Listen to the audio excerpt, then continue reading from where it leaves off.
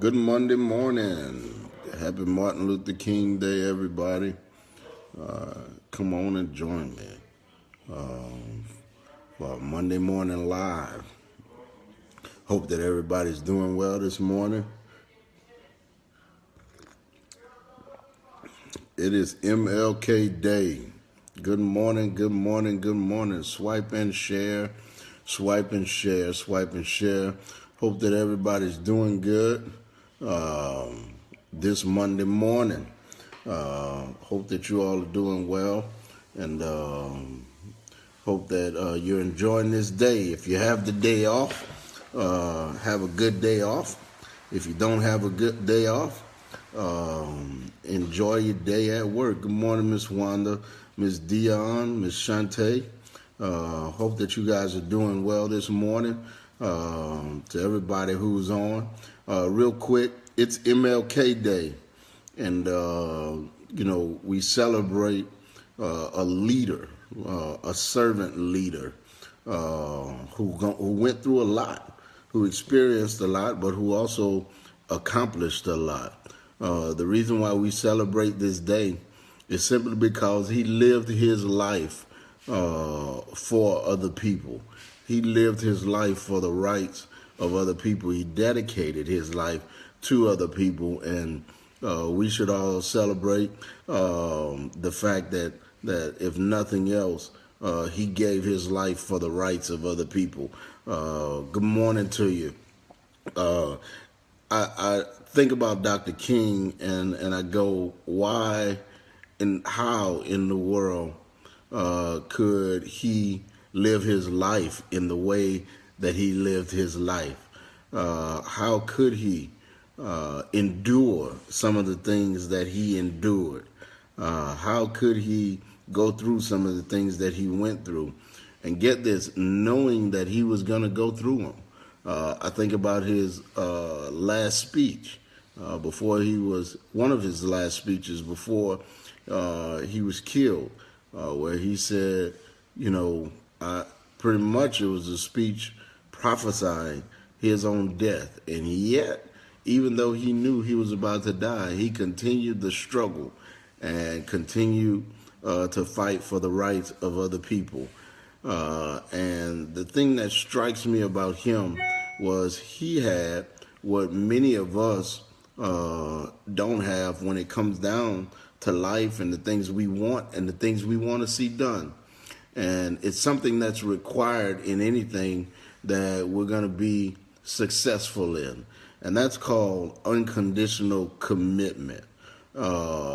Unconditional commitment is what you have, is the kind of commitment you have no matter what happens.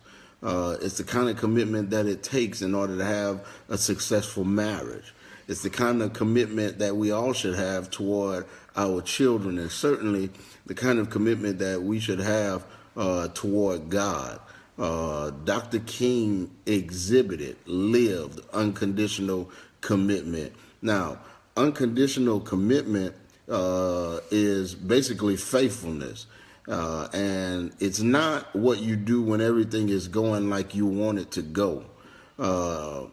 Unconditional commitment and faithfulness is what you do when you have every reason to be unfaithful.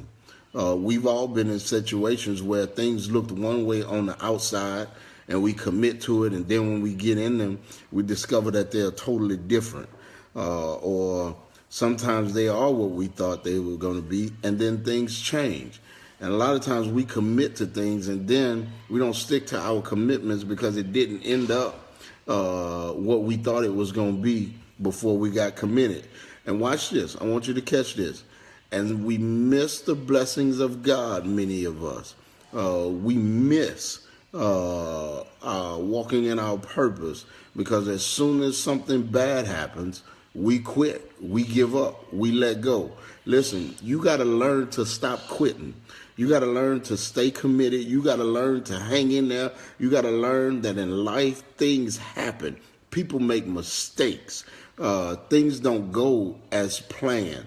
So what? Get over it. You got to move past it. You got to let it go, and you got to stay committed to what you know you should be committed to.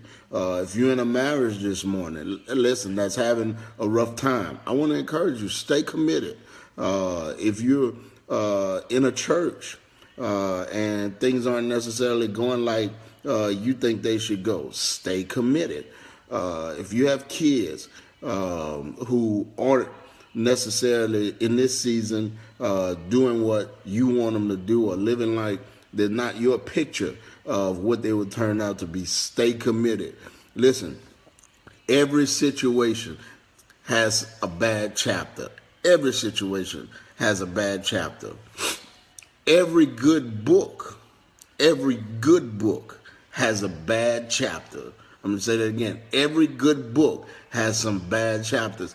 It's part of what makes it a good book. You don't want to read a book and everything goes smoothly. When you read a book, the bad chapters are the things that make the book interesting. The drama, the tension, the things that don't necessarily go right, the downward spirals. It creates a suspense. It's a bad chapter, and that's what gives it salt. That's what makes it a good book. And a lot of times we pay too much attention to the bad chapters in people's lives. Everybody has a bad chapter in life. Every situation has a bad chapter. And what you got to learn to do is you got to learn to not get so caught up in the bad chapter that you become uncommitted to the situation. You got to learn to stick through the bad chapters, because every good book has a bad chapter. And what you got to do is you got to wait for the book. You got to wait for the conclusion of the book, because if you leave in the bad chapter, well, then you don't get to see the situation turn around. If you leave in the bad chapter, you don't get to see the happy ending. So I want to encourage you this morning, on your job, in your church, in your family, in your marriage, with your children, with your friends, I dare you to demonstrate unconditional commitment. I dare you to stick around through the bad chapters, especially for the people who are worth it, and not be afraid to go through the bad chapters with them, not be afraid to go through some bad chapters in your situation in order to accomplish your God-given purpose. Listen, unconditional commitment, I want you to remember that, is what you do when you have the opportunity to be uncommitted. Listen, many of us made resolutions. You're trying to lose weight. You're trying to better yourself financially. You're trying to do this and you're trying to do that. You're going to have some bad chapters. In other words, you're going to fail. You're going to mess up. I know myself on my diet already. I'd be lying if I told you that I started this diet and I hadn't had no fried chicken. Y'all know me better than that. I'd be lying if I told you that I started this diet and I hadn't had no Haagen-Dazs, caramel cone ice cream. Lord help me, Jesus. I want some right now. Listen, but I've messed up my diet. But watch this. Unconditional commitment doesn't say I don't fail. It says when I fail, I get up, I dust myself off, and I look at it. Y'all ain't right. I dust myself off, and I keep going. I jump back on it. Unconditional commitment says when I fail, I don't give up. I don't quit. I get right back to it, and I start all over again. I want you to be unconditionally committed to whatever you set out as your goals, as your vision for your life this year.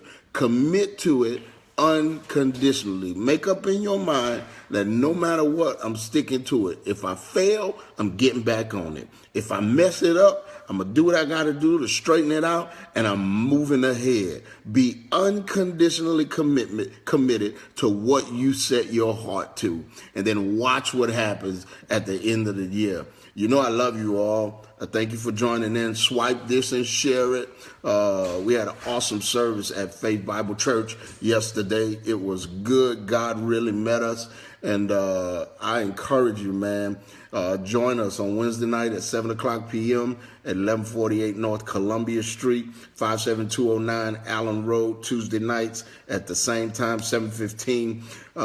And then next Sunday, 7:45, 10:45, 1148 North Columbia Street in Covington, 57209 Allen Road in Slidell. Hey, we are launching this Sunday. We are recording our first broadcast that will air on February 5th, and I am excited about it. It's going to be awesome. God's going to use it to reach some people. Pray with us. Join us for one of our services. I can't wait to see you there. Love you all. Happy Martin Luther King Day. Hey, go to one of the celebrations and celebrate his life. Enjoy your day. God bless you. See you Wednesday. Same bat time, same bat channel.